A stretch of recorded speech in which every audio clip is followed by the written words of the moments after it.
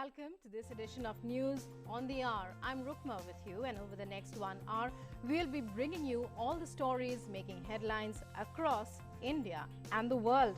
We'll be talking about how India's performance in the Tokyo Olympics is finally gaining momentum as our athletes find their feet.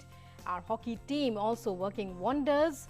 We'll be getting to know the road ahead with our reporters and news from across the world as well. COVID updates from sports, in other sport events and business. But first, here are the headlines. Prime Minister Narendra Modi to address education community in the country today. Multiple key initiatives to be launched to mark first anniversary of National Education Policy 2020. India's COVID-19 vaccination coverage achieves landmark milestone of 45 crores, nearly 40 lakh vaccine doses administered yesterday. More than 15 crore 38 lakh vaccine doses administered in age group 18 to 44 so far.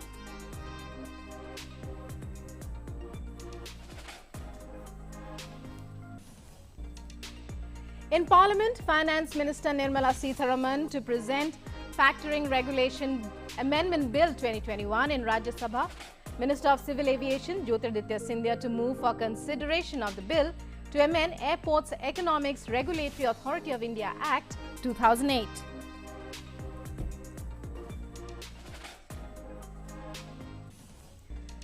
US economic recovery remains on track despite a rise in coronavirus infections. New policy statement of Federal Reserve reflects confidence. Higher inflation called a result of transitory factors and not an imminent risk to the economy.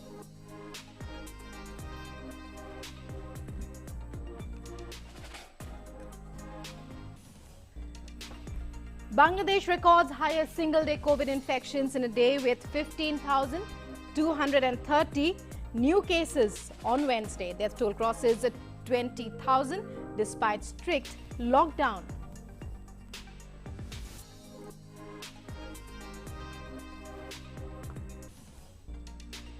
Good news for India in the Olympics. Indian hockey team confirms spot in quarterfinals after beating Argentina 3-1. Indian shuttler PV Sindhu also enters quarterfinals, defeating world number 12, Mia Blichfeld.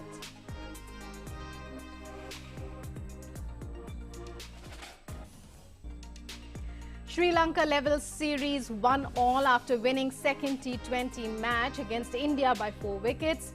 Third T20 in R. Premadasa Stadium scheduled for today. And now for our top story. The National Education Policy 2020 is the guiding philosophy for changing the learning landscape, making education holistic and building strong foundations for a self-reliant India. Upon the completion of 1 year of the National Education Policy 2020, Prime Minister Narendra Modi will launch an array of initiatives aimed at realizing the goals of NEP 2020. A detailed report. Prime Minister Narendra Modi is going to address policymakers in the domain of education and skill development on Thursday. The event will mark the completion of 1 year of reforms under the National Education Policy 2020. The Prime Minister will also launch multiple initiatives in the education sector in the presence of students and teachers from across the country. This is the first education policy of the 21st century and replaces the 34-year-old National Policy on Education 1986. The Prime Minister will launch the Academic Bank of Credit that will provide multiple entry and exit options for students in higher education. First-year engineering programs in regional languages and guidelines for internationalization of higher education. The initiatives to be launched also include Vidya Pravesh, a 3-month play-based school preparation module for grade 1 students, Indian Sign Language as a subject at secondary level, Nishtha 2.0, an integrated program of teacher training designed by NCERT, SAFAL or Structured Assessment for Analyzing Learning Levels, a competency-based assessment framework for grades 3, 5 and 8 in CBSE schools, and a website dedicated to artificial intelligence. Further, the event will witness the launch of National Digital Education Architecture or NDEAR and National Education Technology Forum or NETF. These initiatives will mark a significant step towards realization of the goals of the National Education Policy 2020 and will make the education sector more vibrant and accessible. Built on the foundational pillars of access, equity, quality, affordability and accountability, this policy is aligned to the 2030 Agenda for Sustainable Development. NEP 2020 also aims to transform India into a vibrant knowledge society and global knowledge superpower by making both school and college education more holistic, flexible, multidisciplinary, suited to 21st century needs and aimed at bringing out the unique capabilities of each student. Bureau Report, DD India. The Prime Minister held an interaction with representatives of religious and social organizations to discuss the COVID-19 situation on Wednesday via video conferencing. PM Modi said that the interaction is yet another example of society and government working together for the benefit of India. He appreciated the work done by these organizations towards meeting the challenges posed by COVID. He said that the help provided to people was beyond caste or religious considerations and was a shining example of Ek Bharat, Ek Nishtha Bharat Prayas. Across the country, temples, mosques, churches and gurdwaras doubled up as hospitals and isolation centers, while also helping the needy get food and medicine, he said. The Prime Minister discussed the rapid rollout of the vaccination drive in the country, adding that the Sabko Vaccine Muft vaccine campaign is like a shield in the fight against corona. He exhorted the religious and community leaders to join the efforts of the government by helping to spread awareness about vaccination and combat rumors and confusions about vaccines. He asked them to work in collaboration with the government, especially in areas where there is high vaccine hesitancy. He said this will go a long way towards helping our health workers reach out to each and every citizen.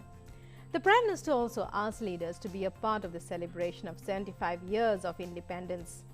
He asked them to ensure that everyone becomes a part of Azadi Ka Amrit Mahotsav and said that on this occasion, we should work towards uniting the entire length and breadth of the nation through a Bharat Joro Andolan and showcase the true spirit of Ek Bharat Shresth Bharat. The leaders thanked the Prime Minister for organizing the interaction and lauded his decisive leadership in the fight against the pandemic.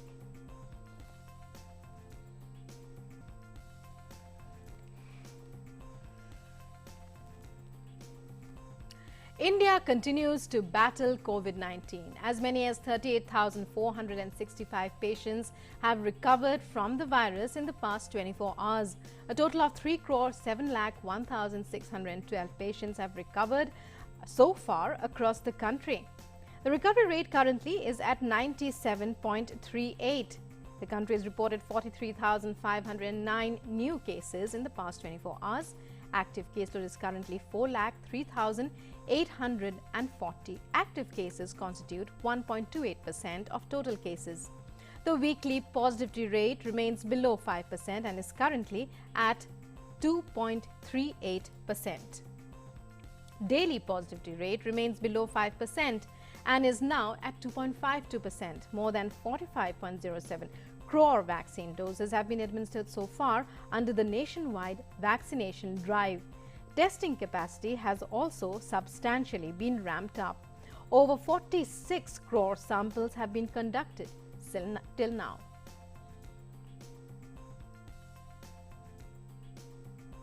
In view of declining COVID cases in Gujarat, night curfew in 8 metropolitan cities of the state will be relaxed by an hour from July 31st night, making the curfew hours between 11 p.m. and 6 a.m. At present, Ahmedabad, Surat, Vadodara, Rajkot, Gandhinagar, Jamnagar, Bhavnagar and Junagadh are under curfew from 10 p.m. to 6 a.m. Besides, the restaurants and eateries in these 8 cities can function till 10 p.m. from the 31st of July, which was earlier 9 p.m. Food home delivery services are allowed to function till 12 a.m. And now news about Parliament. In the Rajya Sabha today, Union Finance Minister Nirmala Sitharaman will move the Factoring Regulation Amendment Bill 2021 as passed by the Lok Sabha for consideration and passing. Finance Minister, as we were telling you, to move the Factoring Regulation Amendment Bill for consideration and passing in the upper house. In the Lok Sabha, meanwhile, Union Minister for Civil Aviation Jyotiraditya Scindia will move the Airports Economics Regulatory Authority of India Amendment Bill 2021 for consideration and passing. Apart from this, Union Minister of Ports, Shipping and Waterways Sarbananda Sonowal will move the Inland Vessels Bill 2021 for consideration and passing. The bill aims to promote economical and safe transportation and trade through inland waters to bring uniformity in application of law relating to inland waterways and navigation within the country, to provide for safety of navigation, protection of life and cargo, besides others.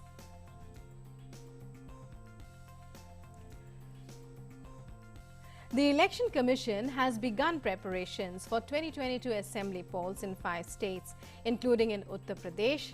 Punjab Chief Election Commissioner yesterday held meetings with election commissioners of Goa, Manipur, Punjab, Uttarakhand and Uttar Pradesh. Elections are going to be held in these states early next year. Chief Election Commissioner Sushil Chandra in his address said that transparency and impartiality are the hallmarks of the election process.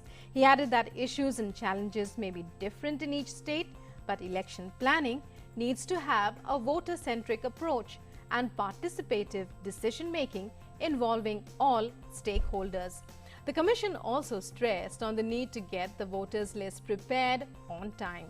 The CEC also said that states should learn and adopt innovations and best practices in election management from the poll-going states or other states and union territories.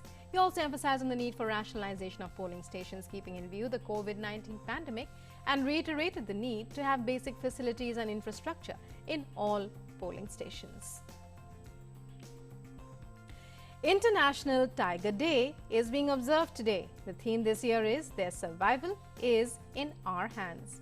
According to the United Nations, over the last century, the global tiger population has declined by 95% due to habitat loss and wildlife trafficking. Today, there are more tigers in captivity than in the wild. The Ministry of Information and Broadcasting has shared a video urging the nation to take a pledge to raise awareness for the conservation of India's national animal, the tiger, and to protect it. Since India has around 70% of the global tiger population, it plays a vital role in the annual celebration. With tiger reserves in place and thriving efforts by the Environment Department, India has successfully doubled the tiger population ahead of the 2022 target.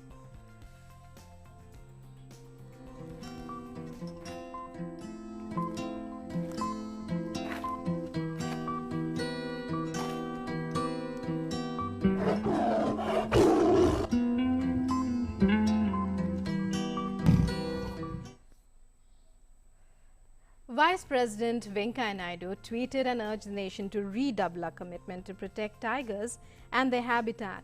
He said conservation of the tiger is important as it leads to conservation of many species in the same habitat. He lauded the fact that India's tiger population has increased significantly in recent years. Prime Minister Narendra Modi also took to Twitter, greeting wildlife lovers, especially those who are passionate about tiger conservation. The Prime Minister reiterated India's commitment to ensuring safe habitats for tigers and nurturing tiger-friendly ecosystems. Highlighting the last census of 2018, PM Modi said that India is home to 51 tiger reserves spread across 18 states. The Prime Minister also added that India achieved the target of doubling of tiger population 4 years ahead of schedule of the St. Petersburg Declaration on Tiger Conservation. Stressing on the country's strategy of tiger conservation, the Prime Minister said that India attaches topmost importance to involving local communities. He said the nation is inspired by a centuries-old ethos of living in harmony with all flora and fauna with whom we share our great planet.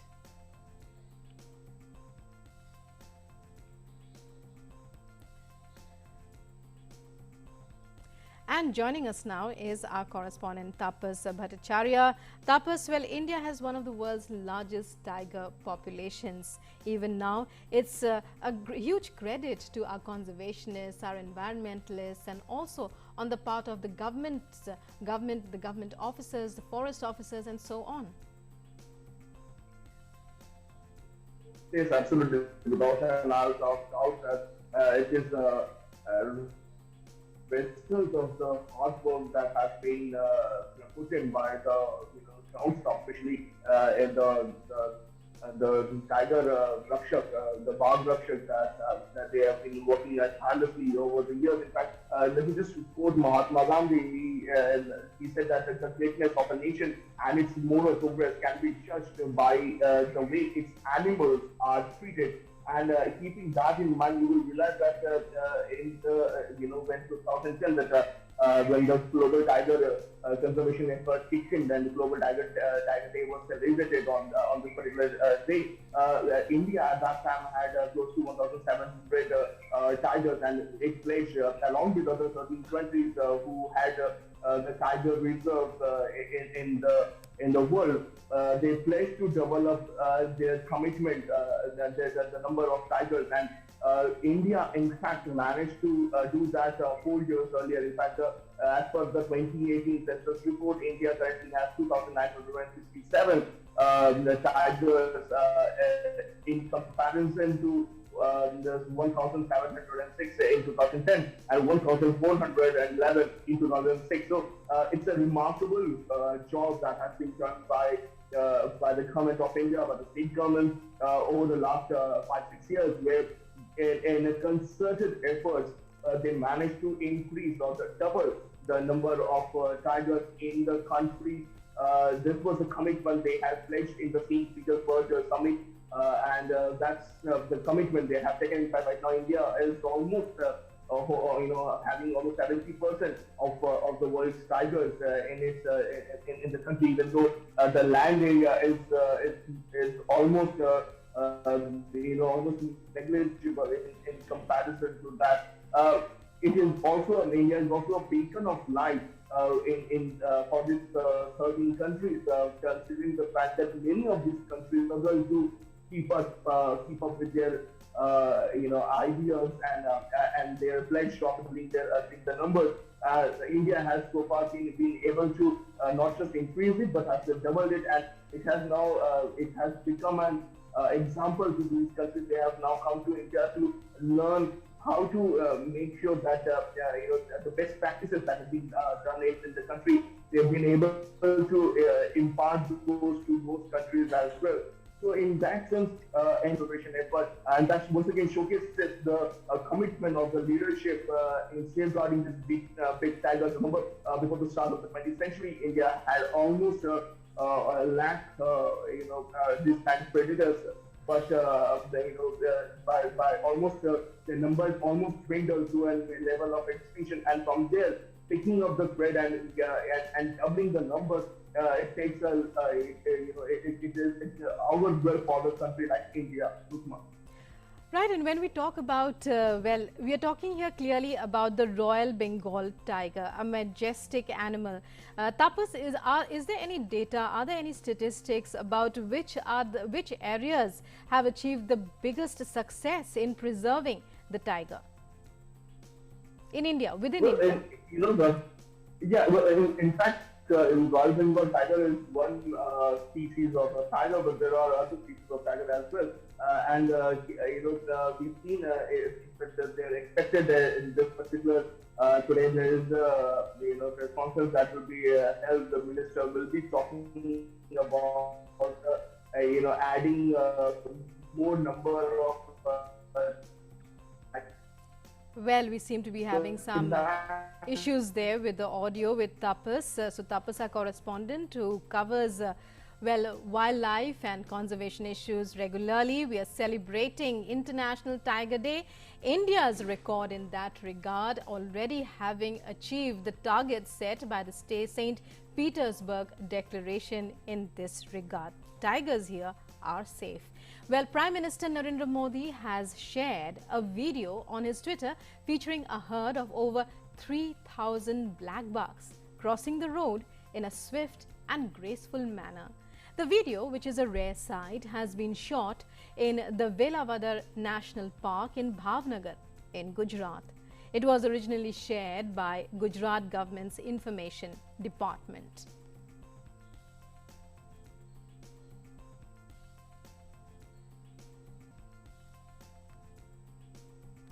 And in news just coming in, the central government is sending a 6-member team to Kerala headed by NCDC Director, Union Health Minister Mansukh Mandavia said that as a large number of COVID cases are still being reported in the state, the team will aid Kerala's ongoing efforts in COVID-19 management. As per reports, complete lockdown will be imposed in Kerala on the 31st of July and 1st of August due to rising COVID cases in the state.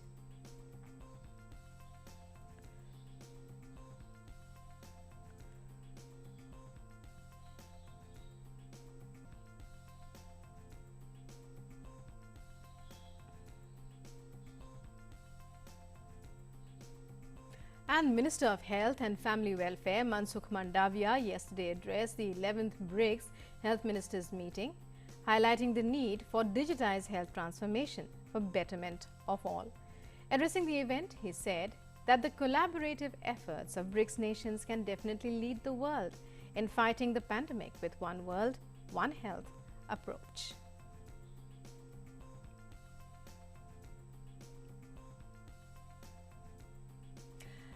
And now news from Maharashtra regarding the floods and rainfall there. The death toll in Maharashtra has risen to 213. 8 people are still reported missing in the flood-affected areas of Ratnagiri, Satara, Thane, Sindhudurg, Kolhapur and Pune. 4,35,879 people have been evacuated from the affected villages. 16 teams of NDRF and 2 teams of the army have been deployed. Meanwhile, the state government, after the cabinet meeting, announced that relief to the landslide and flood-hit people will be provided as per the norms of the State Disaster Response Fund. It also decided to provide immediate assistance, including an amount of 10,000 rupees each to those affected. Maharashtra Energy Minister Dr. Nitin Raut will visit the Konkan region to assess the damage caused due to the floods. 80% of power restoration work is complete. And he said that the state government was also providing solar lamps at places where power is yet to be restored.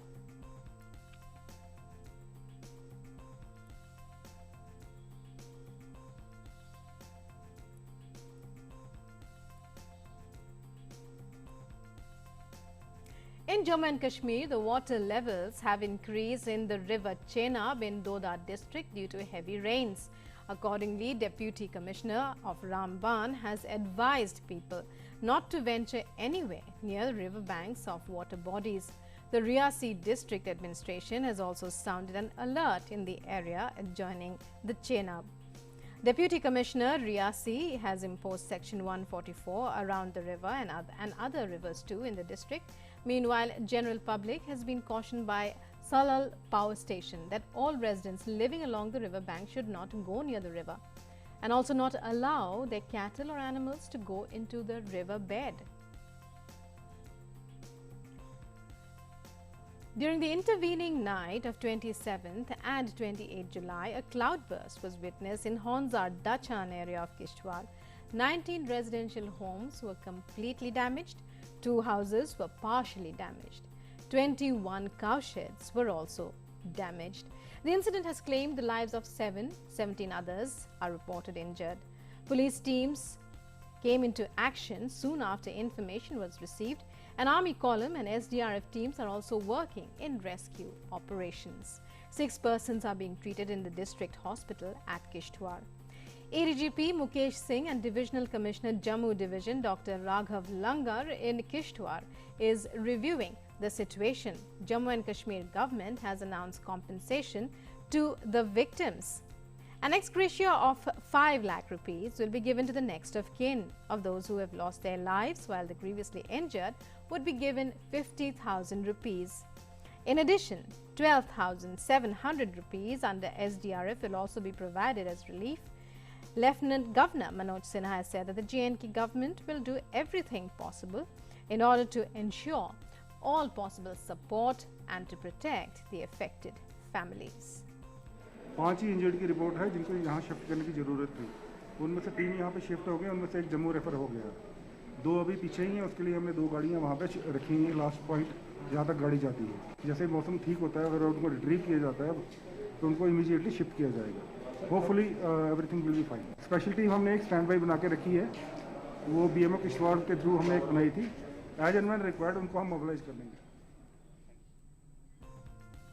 And our news from the markets, the Indian equity indices opened in green on Thursday, tracking gains in international markets and after the US Federal Reserve left its benchmark interest rate near zero.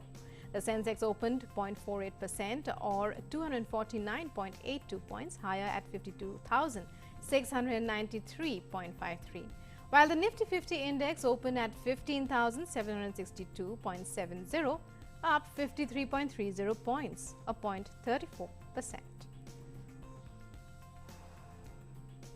And gold to climb to a more than 1 week high today after US Fed Reserves announced interest rates. Spot gold rose 0.5% to $1,815.36 per ounce.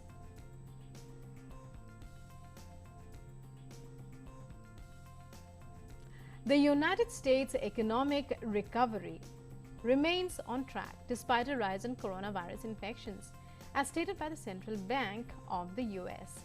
The Federal Reserve on Wednesday, in its new policy statement, reflected confidence and flagged ongoing talks around the eventual withdrawal of monetary policy support. The Fed's policy statement was issued after the end of a 2-day policy meeting. In a news conference following the release of the statement, Fed Chair Jerome Powell said, "The US job market still has some ground to cover before it would be time to pull back from the economic support." The central bank also said that higher inflation remains the result of transitory factors. The Fed also kept its overnight benchmark interest rate near zero and left unchanged its bond buying program. News now from neighboring Bangladesh, which continues to report a high number of new COVID cases despite a lockdown in the country entering its 6th day on Wednesday. A record number of 15,230 new COVID-19 cases and 237 deaths were reported on Wednesday. The total deaths in the country due to COVID have now surpassed 20,000. Active cases in Bangladesh now stand at over 1,54,000. The sample positivity rate also has risen to 30.12% from 28.44% on Tuesday. Testing in the country continues at full pace. More than 50,000 samples have been tested daily for the last 3 consecutive days. Senior Awami League leader and Road Transport and Bridges Minister Obaidul Qadir said, COVID-19 situation in Bangladesh is getting worse due to the negligence of many people. He said if the situation continues, an unexpected, disastrous situation may emerge.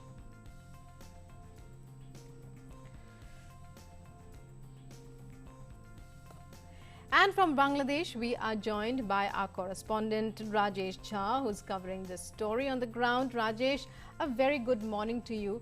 Take us through the latest details, the latest numbers as far as COVID infections, positivity rates. Also, to what extent has testing, etc., been ramped up? Why are the numbers not reducing despite the lockdown entering its 6th day?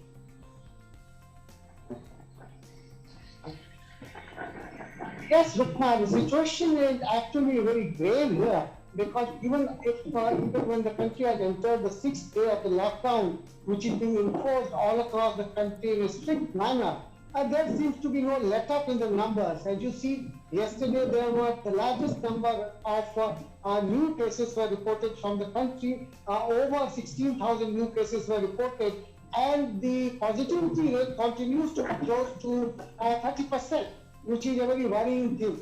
Now, the government has been taking the position that people have to be told and people have to be educated and informed about the need to maintain social distancing. And as we see reports here in Dhaka, and we can see outside initially for the first 3-4 days, the implementation of the lockdown was very strict. But now in the last, yesterday and day before, the number of people and vehicles on the roads has gone up. The government has been trying, you can hear announcements being made on loudspeakers in the many places, including residential areas and markets, for the people to keep social distancing and wear the mask. But there has been a bit of laxity on the part of the people also in following the instructions of the government. Now, the government has been trying to do things at two levels. On the first level, they have been trying to ramp up the vaccination program in the country after they have received some supplies from several countries, including the United States and Japan. So they have been trying to ramp up the vaccination in the country. And they feel that by the end of this year, they will be able to achieve more than 80% of the vaccination. Right. Right. The targets that Bangladesh. That depends upon Right, targets that Bangladesh has set clearly very high. The government doing its bit, but well, we have the example of India. We have the example of various other countries without a lockdown, without breaking the chain. This is not a virus that we can fight that easily. Clearly, public support somewhere. There seems to be a gap between what the government is trying to do and the way the public are responding. Yes, indeed. In fact, you can understand that in many of the countries in the South Asia, the government's capacity is limited. Although government has pressed into service the armed forces and the rapid action battalion along with the police force, the response on the ground has not been so good, especially after the first few days. That remains a cause of worry, and Prime Minister Sheikh Hasina, senior leaders of the government and party Awami League have been making this point again and again to the people that they should maintain the social distance and use the mask in public places and so on. But that remains a thing. However, the government has been trying to improve the health services. For example, they have announced that 8,000 new medical support staff, including 4,000 nurses and 4,000 doctors, would be inducted in the government in the next few weeks to take up the challenge of nursing and taking care of large number of people. Tomorrow, a field hospital is also going to be inaugurated in Dhaka with the capacity of 1,000 beds and around 250 ICU beds to cater to the needs. An additional complicating factor that has emerged here in Bangladesh, especially in Dhaka, is the dengue. Now, dengue cases have been rising in Bangladesh, and that is creating additional pressure on the hospitals, and that complicates and makes the job of the medical fraternity here much more difficult. However, the government has been trying hard to make sure that the lockdown is implemented properly, and more and more people are made aware of the need to mask up and to remain indoors and not move out. But only time will tell if the twin strategy of lockdown and ramping up the vaccination program plus in enhancing the medical beds and facilities in the country will pay off in what time frame. So that remains to be seen, Rukman. Right. Many thanks to you, Rajesh, for joining us there and for your inputs. And now time to move on.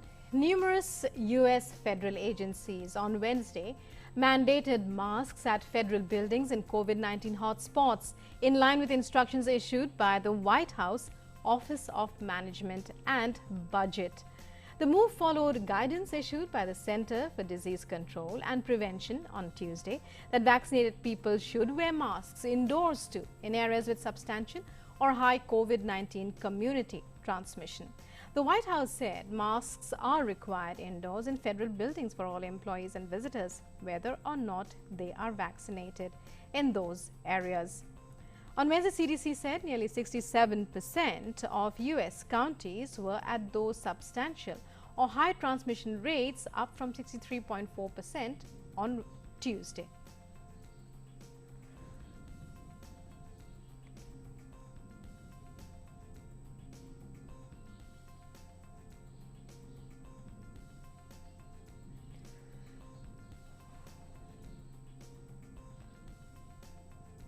And it's time now for a short break here on News on the Hour. We'll be right back with more international stories. Stay tuned.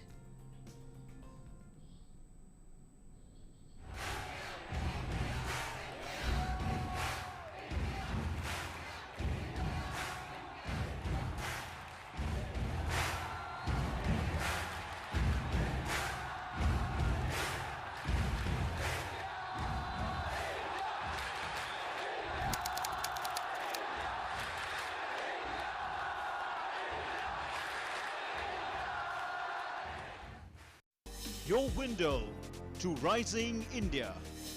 India's voice on global platforms. Latest news from India and around the world. In-depth analysis of global headlines. Watch DD India in your country. Available for downlink in all Southeast Asian countries. STTV broadcast is available through the satellite GSAT 17 at 93.5 degrees east. HDTV broadcast is available through the satellite GSAT 10 at 83 degrees east. For technical details, scan here. Switch to DD India now. Welcome back after the break. You're watching News on the Hour, and we now get you non-COVID international stories. But before we get you those updates, we quickly take a look at data on COVID-19 from across the globe. The world continues to battle the pandemic. So far, more than 19 crore 67 lakh people have tested positive for coronavirus, while recovery rates have surpassed 17 crore 81 lakhs. The deadly virus has claimed the lives of 42 lakh 3,000 people globally. The United States remains the worst affected by the pandemic, with more than 3 crore 54 lakh so far infected. Over 6 lakh 28,000 deaths due to the virus have been reported in the US.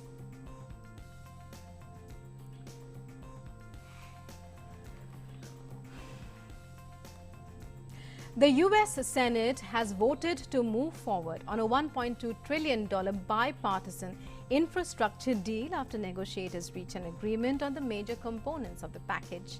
The infrastructure deal is a key priority of President Joe Biden.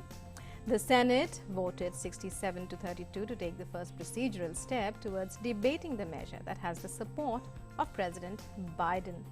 The bipartisan agreement gained support of all 48 Democrats to independents and 17 Republicans on this first procedural vote. In a Twitter post, the US President said the Senate reached a historic deal on infrastructure. The bipartisan infrastructure deal is the largest infrastructure bill in a century and will grow the economy, create good-paying jobs, and set America on a path to win the future.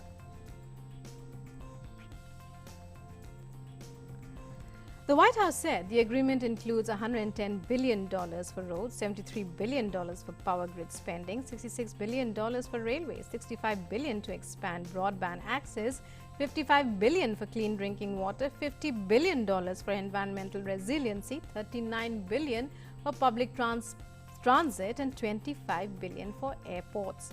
The bipartisan bill will propose $550 billion in new spending, down from $579 billion in a framework the negotiators sketched out several weeks ago. Pedro Castillo on Wednesday was sworn in as Peru's 5th president. He vowed to tackle what he said were persistent social divisions in Peru that dated back to colonial days. A leftist former teachers' union leader, Castillo was elected in last month's vote as a representative of a Marxist party. He gave his address amid strict health and security protocols. His inauguration was attended by heads of state and senior ministers from around Latin America.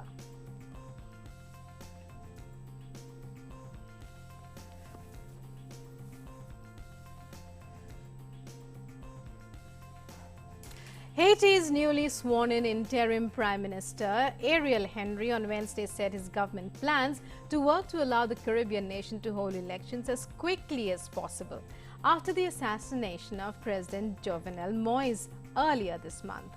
Henry, however, did not say as to when the elections will be held. Western powers have encouraged Haiti to elect a new leadership as early as possible to give democratic legitimacy to the government. Presidential and parliamentary elections had been due to take place in September. Already struggling with political paralysis, economic malaise and gang-fueled violence, Haiti was pushed deeper into turmoil by the killing of Moise. Israel Defense Minister Benny Gantz told his French counterpart Israel took seriously espionage allegations concerning the Pegasus software developed by NSO that is suspected of targeting President Emmanuel Macron and other French officials. Gantz shared initial findings from a government assessment of NSO Group exports with France. The phone of France's president was on a list of targets that were possibly under surveillance by Morocco, which used NSO's Pegasus software. Macron has called for an investigation. Turkish authorities on Wednesday launched an investigation into massive forest fires that have spread to the town of Manavgat in southern Turkey. President Tayyip Erdogan says his government hopes to put out the blaze without any casualties. Mayor Sukru Sozen says the flames had spread as far as the town center, where many buildings were being evacuated. Authorities could not immediately say what caused the fire.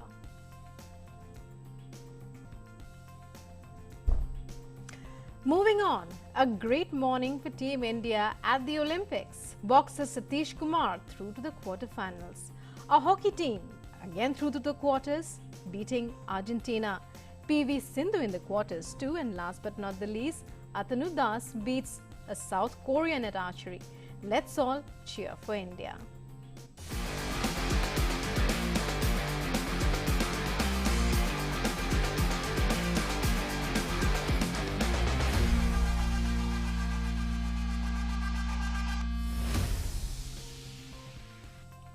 Boxer Satish Kumar has qualified for the quarterfinals at the Olympics. Satish beat Jamaica's Ricardo Brown 4-1 in the men's super heavy 91 kg. Satish is now just one win away from a medal.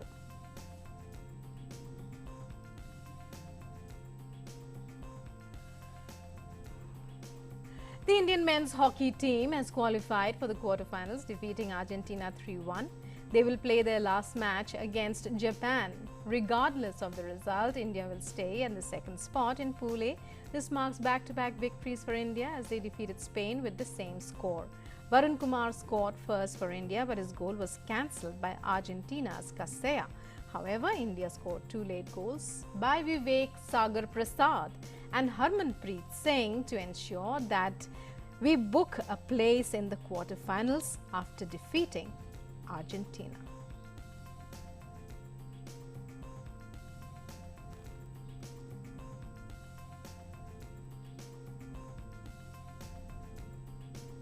India's star badminton player PV Sindhu defeated Mia Blichfeld of Denmark 2-0 in the round of 16 and booked a place in the quarterfinals of the women's singles event.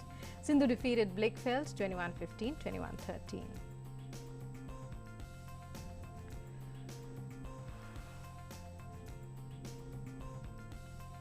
In archery, Atanu Das shocked third-seeded South Korean Oh Jin-hyekin in a nail-biting finish to make it to the 1/8 elimination round in the men's individual archery event. With this win over the London Olympics champion, he has cruised into the next eliminations round. Earlier in the day, Atanu defeated Chinese Taipei's Yu Chengdang in the ongoing games 6-4 in the 1/32 elimination round. India's Arjun Lal and Arvind Singh finished 5th in Final B, clocking 6:29.66, thus finishing 11th overall in the lightweight double sculls. This is India's best ever performance in rowing at the Olympics. Earlier, India's best was Dattu Bhokanal, who finished 13th in the Rio Games in 2016.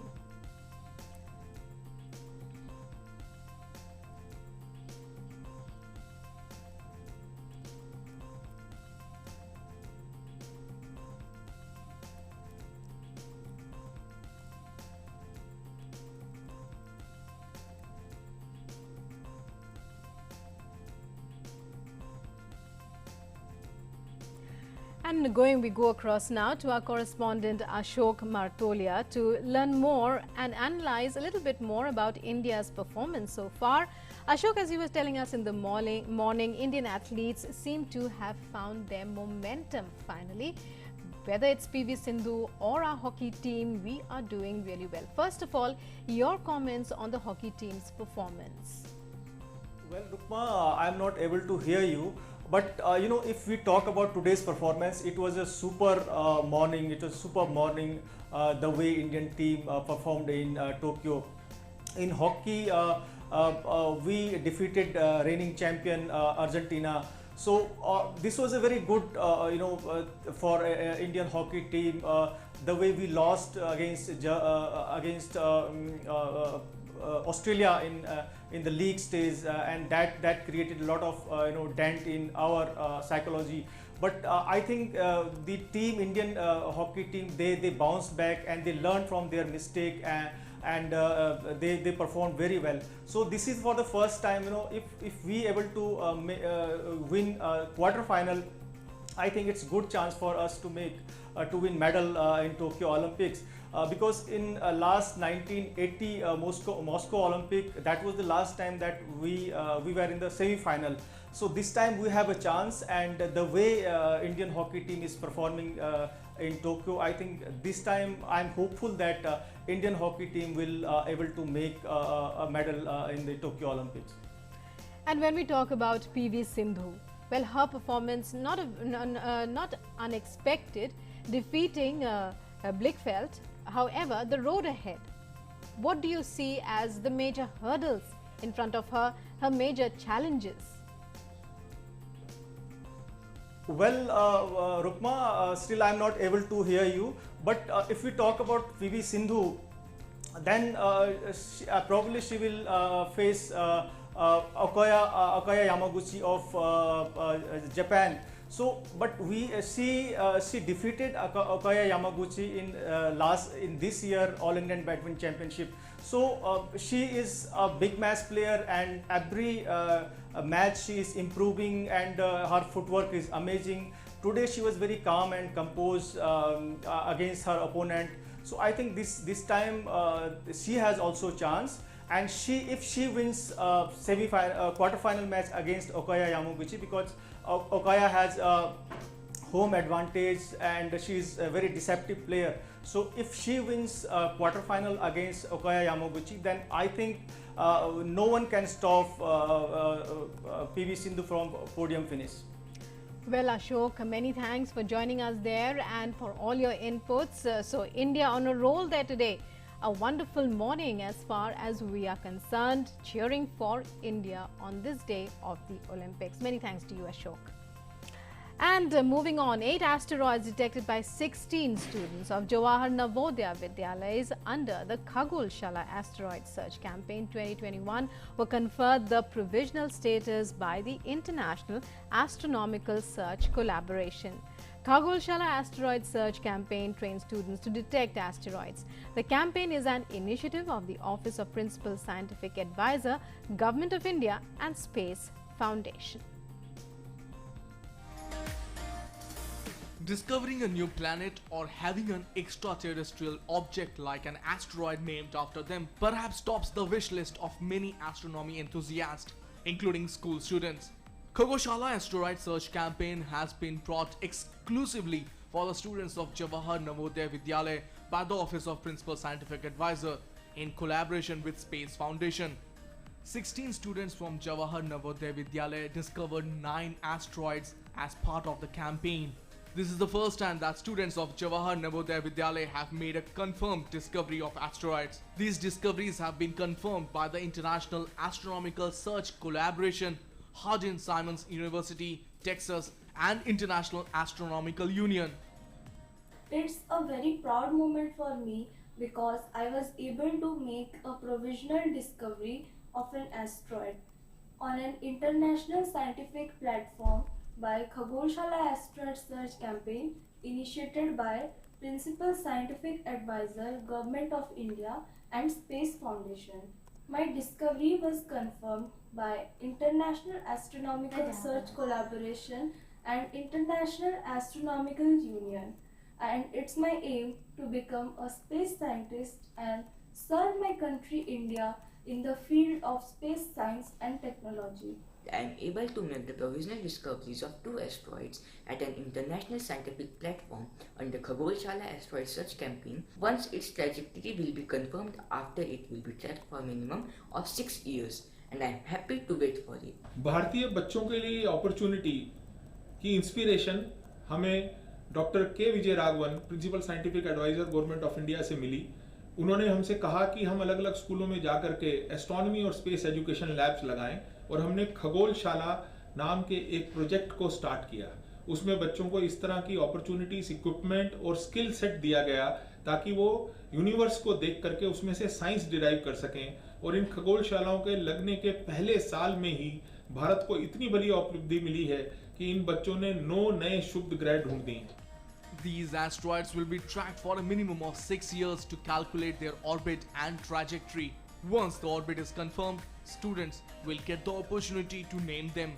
Students got access to the real-time data from the Panoramic Survey Telescope and Rapid Response System Telescope located in Hawaii. International astronomical research collaboration को, जिन्होंने हमारी request पे इन बच्चों को opportunity दी, और करीब 400 टीमों ने इस प्रोजेक्ट में पार्टिसिपेट किया, जिसमें से ये डिस्कवरीज निकल करके आए। The students also got exclusive access to astronomy images, training on advanced data analysis and software to hunt for the asteroids which are otherwise not accessible till the postgraduate level, all of which builds up to an invaluable real-time research experience. Tapush Bhattacharya's report, TD India. Anger is an emotion that can have a negative impact on our health. Our correspondent Kiran Bharadwaj spoke to Dr. Rushi about the ways that could be effective in managing this most negative emotion.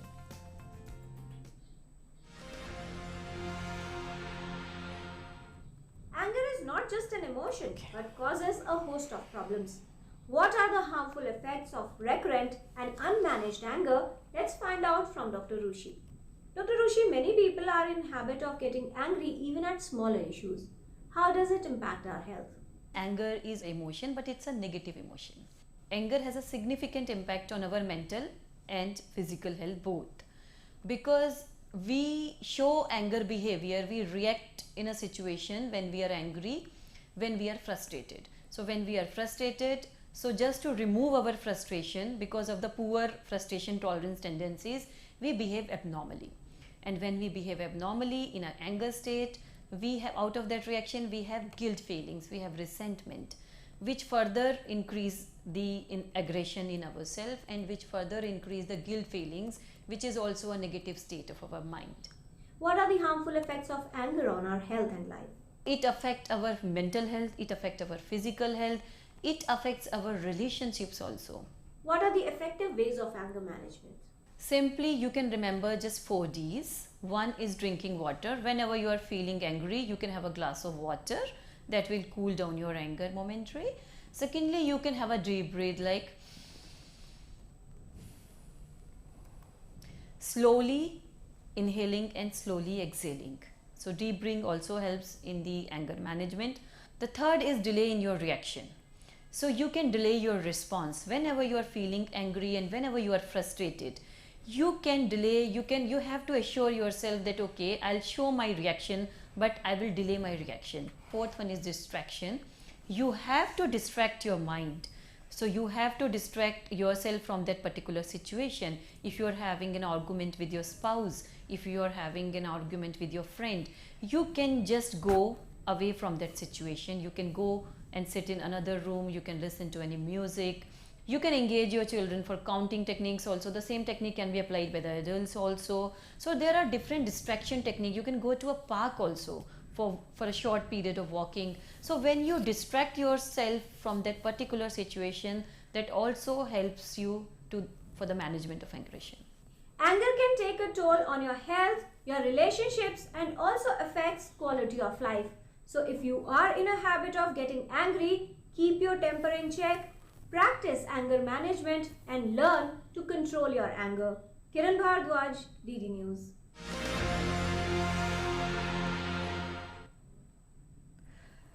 Well, as Kiran Bhardwaj learnt and told us all today, managing our anger a very important part of a healthier and better life.